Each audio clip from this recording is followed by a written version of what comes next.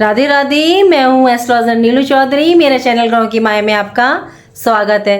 3 सितंबर 2025 से कलयुग के बेताज बादशाह राहु देव जागृत हो रहे हैं और मिथुन राशि वालों आपके 9th हाउस भाग्य भाव में इनका उदय होना क्या बड़े परिवर्तन बदलाव लेकर के आ रहा है। राहु देव ने अपने मित्र के घर शनि के घर में प्रवेश किया। राहु उस कॉन्फिडेंस से कार्य कर ही नहीं पाए जिस भाव पर ये उपस्थित है। कलयुग के राजा ये इसलिए कहे जाते हैं क्योंकि ये मेटेरियलिज्म, छल, भ्रम, सांसारिक इच्छाओं के प्रतीक है। कई राशियों के लिए शुभ फल प्रदान करते हैं और कई राशियों को ये आसमान से नीचे, ऊंचाई से नीचे ला करके पटक देते हैं। इन्हें तूफान वैसे ही नहीं कहा जाता।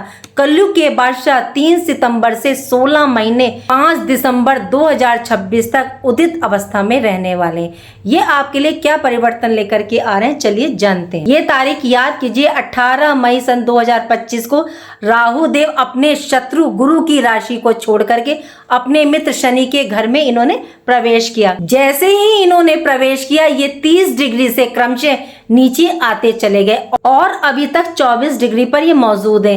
एस्ट्रोलॉजी में इसे मृत अवस्था बोली जाती है। मीन्स ग्रह अपनी पोजीशन अवस्था में तो होता है, लेकिन उसको जो रिजल्ट देना होता है वह नहीं दे पाता, वह बलहीन हो जाता है। राहु देव जब मीन राशि में गोचर कर रहे थे आपके 10th हाउस में, तो आपको इनके नेगेटिव रिजल्ट देखने को मिले। आपकी लाइफ में लॉसेस हुए, ऑब्स्टकल आए, फाइनेंशियल दृष्टि से, रिश्तों में, कैरियर में सबसे ज्यादा अप एंड डाउन देखने को मिला। लेकिन जैसे ही इन्होंने 18 मई सन 2025 को कुंभ राशि में प्रवेश किया, यहाँ इनकी डिग्री 30 डिग्री रही, बलहीन रहे, इन्होंने कोई रिजल्ट अपना प्रदान ही नहीं किया। 3 सितंबर से जैसे ही उदित अवस्था में प्रवेश करेंगे, ये वक्र गति से चलते हैं, उल्टे चलते हैं, तो ये 3 सितंबर को 23 डिग्री में जैसे ही ये प्रवेश करेंगे, ये उदय हो जाएंगे, जागृत अवस्था में आ जाएंगे। इनका प्रभाव निर्वात गति से, मतलब अभी ये वृद्ध अवस्था में, फिर ये युवा अवस्था में, फिर ये बाल्य अवस्था पर रहेंगे। इस तरह ये 5 दिसंबर 2026 तक राहु का प्रभाव आपकी राशि पर रहेगा। सब राशियों के लिए अच्छे हो ये जरूरी नहीं। मिथुन राशि वालों, आपके लिए क्या लेकर के आए हैं राहु देव, चलिए जानते हैं। राहु देव आपके भाग्य भाव में एक चेंज, परिवर्तन लेकर के आएंगे। भाग्य का साथ जो आपको प्राप्त नहीं हो रहा था, अब आपको भाग्य का फुल सपोर्ट ये प्रदान करेंगे, क्योंकि राहु जिस भाव में बैठते हैं उस भाव को कई गुना बढ़ाते हैं, उसमें बढ़ोतरी करते हैं, वृद्धि करते हैं। पिता से संबंधित कार्यों में जो अड़चन आ रही थी वह दूर होगी। सीनियर बॉस से, वर्क प्लेस पर कोई प्रॉब्लम आ रही थी तो वहां पॉजिटिव रिजल्ट ये प्रदान करेंगे। विदेश यात्रा से संबंधित किसी प्रकार का कोई भी कार्य था या आप करना चाह रहे थे, तो इसके रास्ते ये आपके लिए निर्मित करेंगे। पिता के स्वास्थ्य में या पिता से कोई वाद विवाद की स्थिति देखने को मिल रही थी, तो उनको ये समाप्त करेंगे। 3 सितंबर 2025 ये वह डेट है जिसके बाद आपके भाग्य रिलेटेड समस्याएं खत्म होनी शुरू हो जाएंगी। जो लक्ष्य है आप उस तक पहुंच जाएंगे। जॉब, कैरियर रिलेटेड जो भी समस्याएं आपको देखने को मिल रही थी वह धीरे धीरे समाप्त हो जाएंगी, क्योंकि राहु जब अपनी शुभ अवस्था में होते हैं और जिस भाव में ये गोचर करते हैं उसका रिजल्ट ये तूफान की तरह बहुत तेजी से प्रदान करते हैं। राहु देव जहां विराजमान होते हैं वहां पर अत्यधिक ये बढ़ोतरी करते हैं। राहु का 9th हाउस में होना भाग्य, उन्नति और जीवन में सफलता प्रदान करता है। मिथुन राशि के जातक जिनका एक्सपोर्ट इंपोर्ट का बिजनेस है या विदेश रिलेटेड जॉब बिजनेस है, आप विस्तार करने की सोच रहे हैं या विदेश में भाग्य उदय, हाई एजुकेशन में अगर आपके अड़चनें देखने को मिल रही हैं तो उनको ये दूर करेंगे। यात्राओं से लाभ की प्राप्ति ये निर्मित करेंगे। राहु आपके अंदर जुनून, उत्साह, लालसा, असीमित इच्छाएं, राहु यदि ठान ले कि मुझे ये करना है तो फिर उसे कोई नहीं रोक सकता। ये साम दंड भेद की नीति अपना करके उस वस्तु को प्राप्त करते ही करते हैं। राहु जिस भाव में बैठते हैं उससे ज्यादा इनकी दृष्टियां महत्वपूर्ण होती हैं। इनकी देखिए 3 दृष्टियां होती हैं, 5, 7, 9। ये दृष्टियां गुरु बृहस्पति की तरह मानी जाती हैं। राहु की पंचम दृष्टि आपके 1st हाउस पर यानी आप पर, आपकी सोच, आचार, विचार, स्वभाव पर अभी तक जो नेगेटिव रिजल्ट आपको देखने को मिले, सफलता का ना मिलना, कॉन्फिडेंस लेवल काफी लो रहा, लाइफ में चीजें सब बिखरी हुई सी दिखाई दे रही थी, लाइफ में अप डाउन्स की स्थिति बनी हुई थी। कलयुग के राजा की दृष्टि आप पर यानी फर्स्ट हाउस पर हो तो राहु आपको शार्प माइंडेड, आपकी तार्किक क्षमता को बढ़ाता है। राहु तूफान है तो हमारे पूरे व्यक्तित्व पर इस तूफान का प्रभाव आ गया है, जिससे हम जो कार्य करेंगे उसमें गति देखने को मिलेगी, कॉन्फिडेंस लेवल में काफी वृद्धि देखने को मिलेगी। कौन से कार्य मुझे करने हैं, कौन से करने से लाभ की प्राप्ति संभव है, ये सब ज्ञान आपके अंदर डाल रहे हैं इस टाइम राहु देव।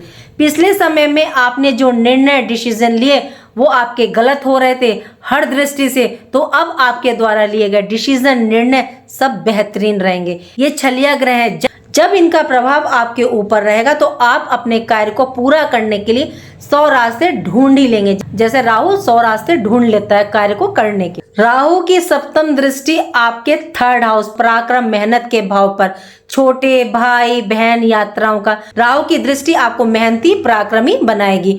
फर्स्ट हाउस और थर्ड हाउस पर राहु की दृष्टि यानी आप पर और आपके पराक्रम मेहनत पर, तो आने वाले 16 महीने में ये आपके अंदर एक जुनून को पैदा करेगी कि मुझे ये कार्य करना है तो करना है। तो आप जो इस दौरान स्वप्न देखेंगे उसको पूरा करेंगे।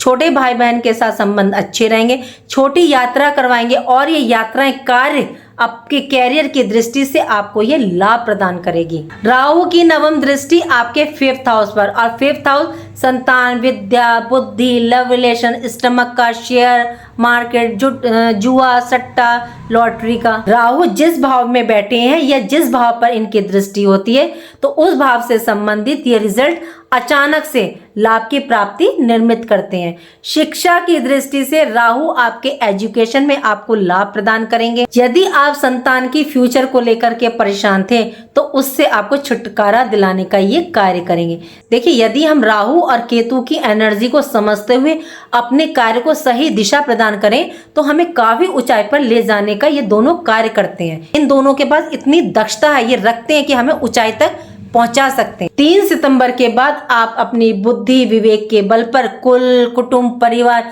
कार्य क्षेत्र में कैसे सफलता अर्जित करेंगे ये ज्ञान आपको राहु देव प्रदान करने वाले हैं। लव रिलेशन की स्थिति को ये सुधारेंगे, लेकिन यहाँ विश्वास बना करके रखना होगा दोनों को। स्वास्थ्य पर थोड़ा सा ध्यान रखिएगा, खान पान पर।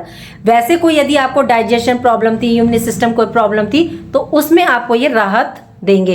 3 सितंबर से 5 दिसंबर 2026 तक इन 16 महीने में राहु देव आपके लिए सुंदर स्थिति का निर्माण करेंगे। देखिए, राहु को समझने की देर है। यदि इनके दिखाए गए कई रास्तों में से आपने सही रास्ते का चयन किया तो राहु देव आपको ऊंचाई तक ले जाने का कार्य करते हैं। आप स्वयं देखिएगा कि ये आपको आसमान की ऊंचाई तक ले जाएंगे। देखिए, ये यूनिवर्स गोचर है। राहु की पोजीशन आपकी पत्री में कैसी है ये जानना भी बहुत जरूरी है। आपको हॉरोस्कोप चेक करवाने की कोई जरूरत नहीं है, आप स्वयं भी चेक कर सकते हैं। यदि देखिए, मैं स्क्रीन पर बता रही हूँ, आप देख लीजिएगा। राहु यहाँ स्थान पर तो नहीं बैठे हैं।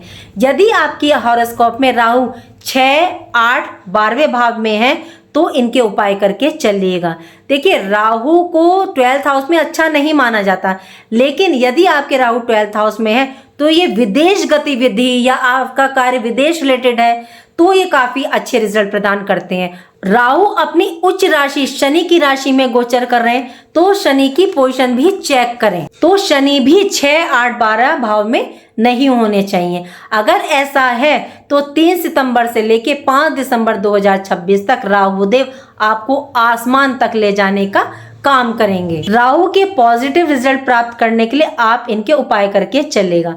सबसे पहले आप राहु के मंत्र का जाप कीजिएगा, ओम रांग राहवे नवे। यदि आपके राहु 6, 8, 12 में बैठे हैं तो संध्या समय कीजिएगा। पश्चिम दिशा को मूव करके यानी कि वेस्ट डायरेक्शन में मूव कीजिएगा। अपने सामने थोड़ा सा जल रख लीजिएगा और थोड़ा सा गुड़ रख लीजिएगा। अब जितने आप कर सकते हैं मंत्र उतने कीजिएगा, 11, 21, 31, 108। जब आपके मंत्र पूरे हो जाए तो आप वो जो गुड़ है वो स्ट्रीट डॉग्स होते हैं उनको दे दीजिए, और जो आपने जल रखा वो किसी गमले में पौधे में अर्पित कर दीजिए। दूसरा, राहु देव देवी की आराधना करने से बहुत खुश होते हैं, तो माँ दुर्गा की आराधना कीजिए, उनके सप्तशती का पाठ कीजिए या उनके किसी भी मंत्र का आप जाप कर सकते हैं, बहुत अच्छा रिजल्ट प्रदान करें। एक उपाय है कि आपको कांच की बॉल में सेंधा नमक लेना, उसमें पानी डालना है। देखिए वैसे ये मैं आपको बाथरूम में रखवाती हूँ क्योंकि राहु जहाँ से एक्टिव होता है वो बाथरूम से एक्टिवेट होता है, लेकिन इनकी दृष्टि आप स्वयं पर है, आपके पराक्रम भाव पर है, आपके संतान भाव पर है। तो आपको ये किसी रूम में करना है या कोई ऐसी जगह जहां साउथ डायरेक्शन पड़ती है या साउथ वेस्ट डायरेक्शन है, तो आपको ये कांच की बॉल वहां रखनी है। उम्मीद करती हूँ कि जो जानकारी मैंने आपको दी वो आपको पसंद आई होगी। पसंद आई है तो लाइक कीजिएगा, कमेंट बॉक्स में हर हर महादेव लिखिए और मेरे चैनल गाँव की माया को सब्सक्राइब कीजिएगा।